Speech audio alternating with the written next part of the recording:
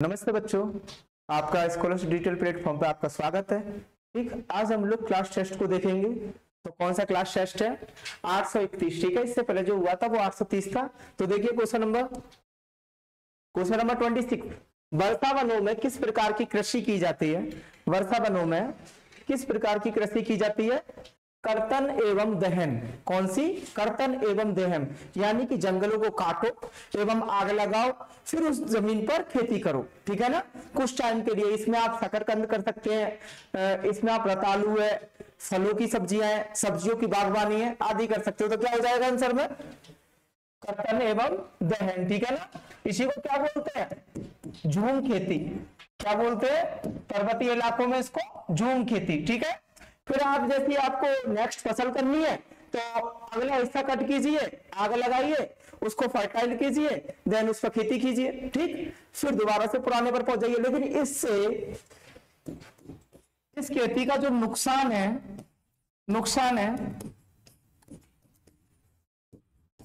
भूमि एवं वनों के लिए। ठीक है, उर्वरकता खत्म होती है। ठीक है ना, इसलिए भूमि और वनों की उर्वरकता खत्म होती है और जंगलों का भी विनाश होता है। तो क्या हो जाएगा? कर्तन एवं दहन, झूम खेती। नेक्स्ट देखो,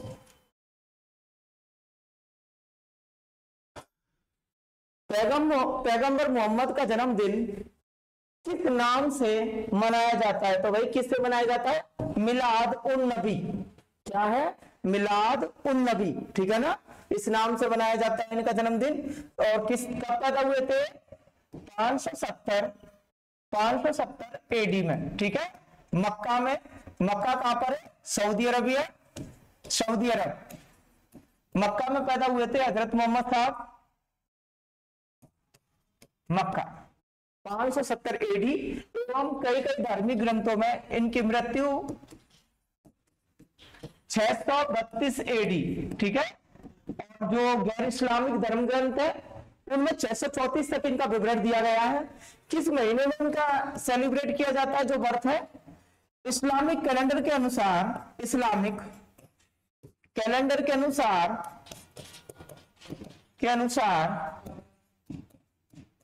12वें दिन, तीसरे माह के 12वें दिन। ठीक है, तीसरे माह के 12वें दिन के लिए सुन्नी समुदाय के लिए, सुन्नी मुस्लिम समुदाय के लिए, शिया समुदाय के लिए 17वां दिन। ठीक है, तीसरे महीने का 17वां दिन शिया समुदाय के लिए।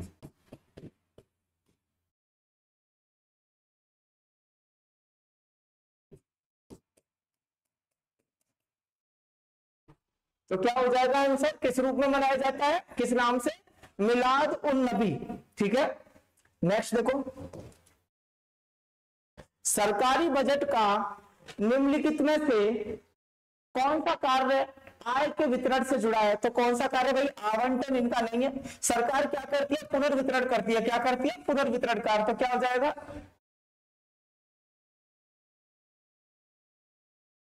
केवल सेकंड। क्या हो जाएगा? केवल सेकंड। नेक्स्ट देखो,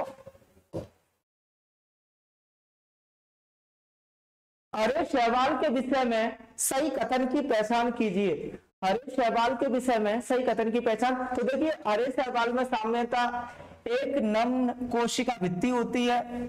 गलत। हरे शैवाल में सामान्यतः एक दृढ़ कोशिका भित्ति होती है जो प्रोटीन की आंतरिक परत और तंतु की नहीं। तो क्या हो जाएगा? इसकी आंतरिक परत किसकी होती है? सेल्यूलोज की। और बाहरी परत जो होती है वो पेक्टोज की होती है। ठीक है, तो ऑप्शन सी सही होगा हरे शैवाल के बारे में कि उनकी इनर लेयर होती है वो सेल्यूलोज से बनी होती है एवं आउटर पेक्टोज से बनी होती है। ठीक है, बाकी के ऑप्शंस को ना देखें। नेक्स्ट,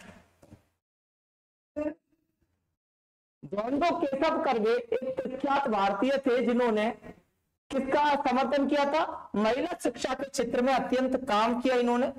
इनके जन्म की बात करें तो जन्म की बात करें तो 1858 को हुआ था। ठीक है, मृत्यु 1962 को, ठीक है। इनको भारत रत्न भी मिल चुका है, भारत रत्न, जो कि इनके 100वें जन्मदिन पर मिला था, 100वें दिन मिला था, सॉरी, भारत रत्न भी मिल चुका है।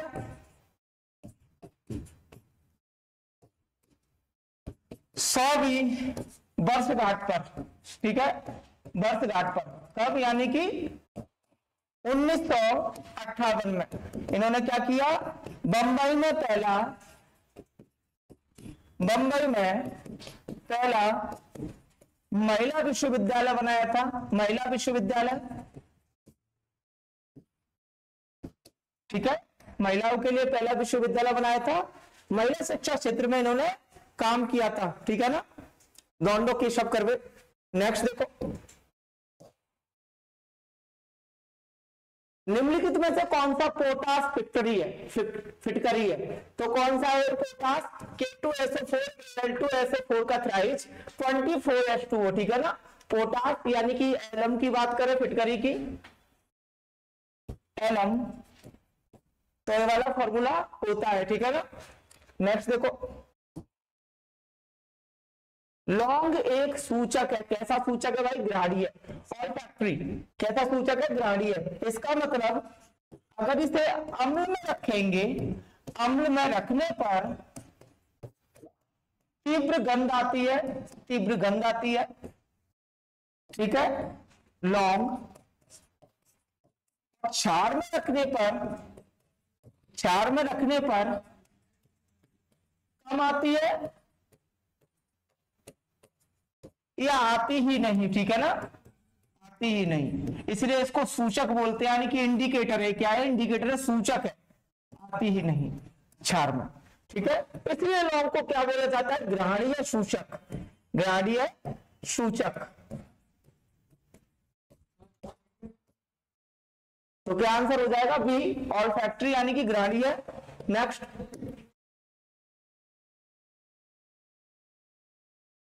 निम्नलिखित में से किस खेल को पहले पूना के नाम से जाना जाता था, तो किसको, बैडमिंटन को, क्योंकि ब्रिटिशों द्वारा सन 1800 में पूना डिस्ट्रिक्ट में, पूना जिले में बैडमिंटन खेला गया, बैडमिंटन खेला गया, ठीक है ना। बाद में इसको इंग्लैंड ले गए और बैडमिंटन के नाम से फेमस हुआ। सबसे पहला कहां खेला गया था ब्रिटिशों द्वारा, भारत के पूना जिले में, ये कहां पर आता है, महाराष्ट्र में, ठीक है, पूना जिले में खेला गया, इसलिए इसको क्या बोलते हैं, पूना नाम से इसको पुराने टाइम पर जाते थे, इस खेल को पूना खेल। नेक्स्ट, निम्नलिखित में से कौन सा क्षेत्र चालुक्यों की राजधानी थी, तो चालुक्यों की राजधानी कौन सी थी भाई, ऐहोल, कौन सी थी, ऐहोल। कहां पाया जाता है, कहां पाया जाता है, कर्नाटक में। इसके बाद कौन सी बनी इनकी कैपिटल, वातापी, ठीक है। सबसे प्रभावशाली राजा की बात करें तो पुलकेशिन सेकंड, कौन है, पुलकेशिन सेकंड। क्या आंसर हो जाएगा, ऐहोल। नेक्स्ट देखो, भारत में लाइसेंसिंग नीति, यानी कि जो लाइसेंस दिया जाता है, उसका उद्देश्य क्या है भाई, क्षेत्रीय समानता को बढ़ावा देना, यानी कि सभी की सभी लोग वाहन का इस्तेमाल कर सकें। ऐसा नहीं कि कुछ विशेष या सरकारी या फिर राजनीतिक लोगों को इसका महत्व समझे, यानी कि चला सके, तो सभी के लिए लाइसेंसिंग, या किसी भी चीज में, वाहन के केस में, किसी फैक्ट्री को लेकर या किसी भी चीज को, तो क्या है, क्षेत्रीय समानता को बढ़ावा देना। वुड के नीति पत्र का संबंध है भाई, वुड स्पैच जो आया था, वुड स्पैच की बात करते हैं, वुड स्पैच, तो ये जो आया था, कब आया था, 1854 में, ठीक है, 1854 में। बोर्ड ऑफ कंट्रोल के अध्यक्ष, बोर्ड ऑफ कंट्रोल के अध्यक्ष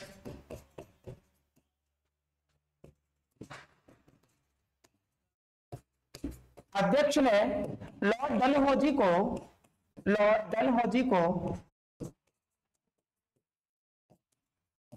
को शिक्षा के क्षेत्र में कुछ सुधार दिए थे,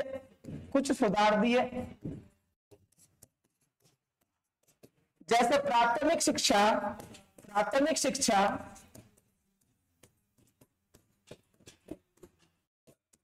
वर्नाक्यूलर लैंग्वेज में, यानी कि भारतीय भाषा एवं इंग्लिश में वर्नाक्यूलर।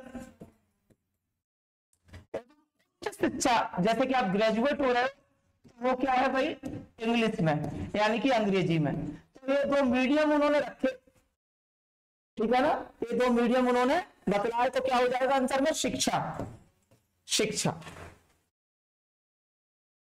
नेक्स्ट देखो,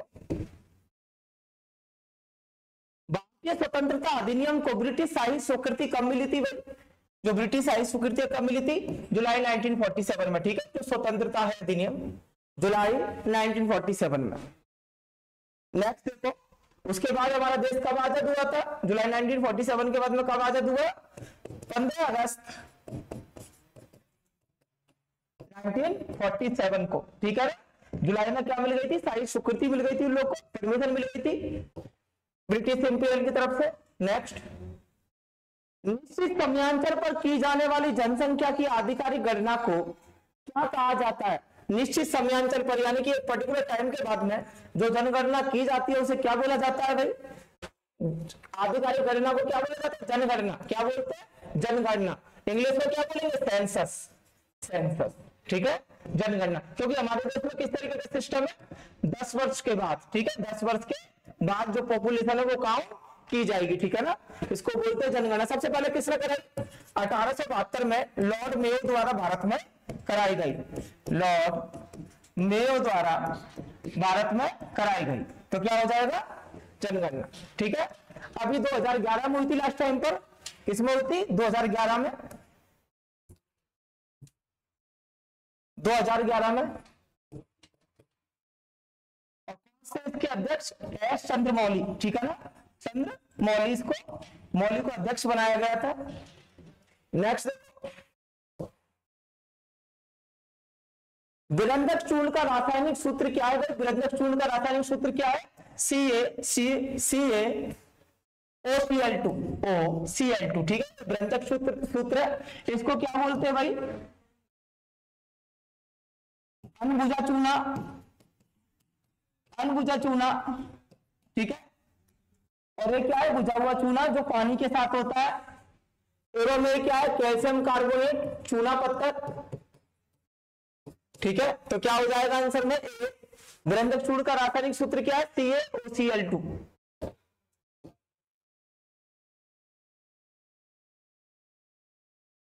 सरकार द्वारा जो भी नियम बनाया जाता है देश के लिए, यानी कि अधिनियम यानी कि एक्ट जो पास होता है, ठीक है, उसका प्रत्येक कानून किसके अनुरूप होना चाहिए भाई, संविधान के अनुरूप। किसके अनुरूप होना चाहिए, संविधान के अनुरूप, क्योंकि संविधान में आपको मूल अधिकार जो कि व्यक्तिगत अधिकार है भारत में रहने वाले निवासी के लिए, नीति निर्देशक सिद्धांत यानी कि जो सरकार समाज की कल्याण और भावना को ध्यान में रखते हुए, कल्याण की भावना को ध्यान में रखते हुए जो नियम होने चाहिए प्रत्येक अधिनियम, तो ये किसमें आता है, डीपीएसपी में। और प्रस्तावना क्या है, प्रस्तावना भी संविधान में। तो क्या आंसर हो जाएगा, संविधान के अनुसार होना चाहिए, ठीक है, संविधान में जो चीजें दी गई है उसके अकॉर्डिंग होना चाहिए। नेक्स्ट,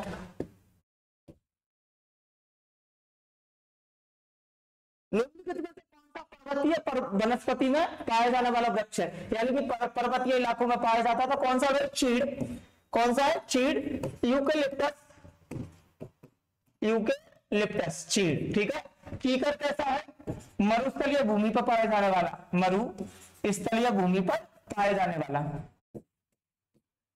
टीक कैसा है, सदाबहार वन, सदाबहार, टीक एवं महोगनी, ठीक है। सुंदरी कैसा है, कोस्टल, सुंदरबन डेल्टा में मौजूद। खारे मीठे पानी का पेड़, सुंदरी वृक्ष। तो क्या हो जाएगा, पर्वतीय वृक्ष कौन सा होगा, चीड़, यूकेलिप्टस, ठीक है ना, 100 फुट लंबे होते हैं। नेक्स्ट देखो, वास्तुकार और शिक्षक लियू जियाकुन ने वास्तुकला में सबसे महत्वपूर्ण पुरस्कार 2025 में प्रुत्जर वास्तुकला पुरस्कार जीता है, वह किस देश से है? चीन से। किस देश से है? चीन से है, ठीक है ना। क्या हो जाएगा आंसर? चीन। करंट का क्वेश्चन है। नेक्स्ट, सरकारी ई मार्केट प्लेस जीईएम के मुख्य कार्यकारी अधिकारी सीईओ के रूप में किसे नियुक्त किया गया है? किसे नियुक्त किया गया है? अजय भादु को, ठीक है। किसको? अजय भादु को। 3 मार्च 2025 को। क्या आंसर हो जाएगा? 3 मार्च 2025 को, ठीक है। अजय भादु को सरकारी ई मार्केट प्लेस यानी कि जीईएम के मुख्य कार्यकारी अधिकारी के रूप में चुना गया है, ठीक है ना, अजय भादु। नेक्स्ट, किस कंपनी ने भारत में हाइड्रोजन से चलने वाले हैवी ड्यूटी ट्रकों का पहला परीक्षण शुरू किया? तो भाई किसने? टाटा मोटर्स, ठीक है। टाटा कंपनी ने हाइड्रोजन से चलने वाले ट्रकों को पहला परीक्षण यानी टेस्टिंग शुरू की है, ठीक है। नेक्स्ट, अजय देवगन द्वारा लॉन्च की गई एआई संचालित मीडिया कंपनी का नाम क्या है भाई? अजय देवगन कौन है? भारतीय अभिनेता। तो इनके द्वारा कौन सी शुरू की गई है? प्रिजीमैक्स। कौन सी एआई कंपनी है? प्रिजीमैक्स। इसमें क्या है? कहानी कहने की कला। कहानी कहने की कला, ठीक है। क्या गया? कहानी कहने की कला। नेक्स्ट देखो, मार्च 2025 में कैनरा बैंक के नई कार्यकारी निदेशक के रूप में किसे चुना गया है? एस.के. मजूमदार। किसको? एस.के. मजूमदार, ठीक है। मार्च 2025 में एस.के. मजूमदार को चुना गया है। नेक्स्ट देखो, महाराष्ट्र भूषण पुरस्कार 2024 के लिए किसे चुना गया है? राम सुतार। किसको? राम सुतार। एक कौन है? फेमस मूर्तिकार। इनकी 100 वर्ष की उम्र है इस समय और इन्हें महाराष्ट्र भूषण के लिए चुना गया है, ठीक है। मूर्तिकार इन्होंने क्या बनाया है? Statue of unity. Statue of unity जो कि गुजरात में मौजूद है, इन्होंने ही बनाई है, ठीक है ना। 2016 में भारत सरकार द्वारा इनको पद्म भूषण से भी सम्मानित किया गया है, ठीक। नेक्स्ट देखो, सीयू की the records of the western world किसके द्वारा लिखा गया? हुएनसांग। किसके द्वारा? हुएनसांग। कौन थे? चीनी यात्री। कौन थे? चीनी यात्री, ठीक है। किस समय आए थे? हर्षवर्धन के काल में। हर्षवर्धन के काल में। किस समय? 630 में, ठीक है। हर्षवर्धन कहां रहते थे? कन्नौज। कन्नौज वहां पर आए थे, इन्होंने यात्रा की। 640 में वातापी भी गए, वातापी में भी पहुंचे थे, ठीक है ना। इन्होंने नालंदा में बुद्ध ग्रंथों का अध्ययन किया, बुद्ध ग्रंथों का अध्ययन किया था, ठीक है। तो कौन थे? चीनी यात्री थे जो कि नालंदा में बुद्ध ग्रंथों का अध्ययन करते थे। हर्षवर्धन के काल में 630 ईस्वी में भारत में आए थे एवं 640 में वातापी यानी कि कर्नाटक में गए थे। नेक्स्ट, निम्न की स्वतंत्रता सेनानियों में किसने 1875 में वंदे मातरम कविता लिखी? तो भाई किसने लिखी? बंकिम चंद्र चटर्जी ने। किसने लिखी? बंकिम चंद्र चटर्जी ने। वंदे मातरम किसका हिस्सा है? आनंद मठ का। आनंद मठ। आनंद मठ में क्या बताया गया है? सन्यासी विद्रोह। सन्यासी विद्रोह, ठीक है। सबसे पहला कब गाया गया था? सबसे पहला अगर पूछे तो 1896 में कलकत्ता अधिवेशन में, ठीक है। इसको गाया गया था कलकत्ता अधिवेशन में। बंकिम चंद्र चटर्जी। नेक्स्ट देखो,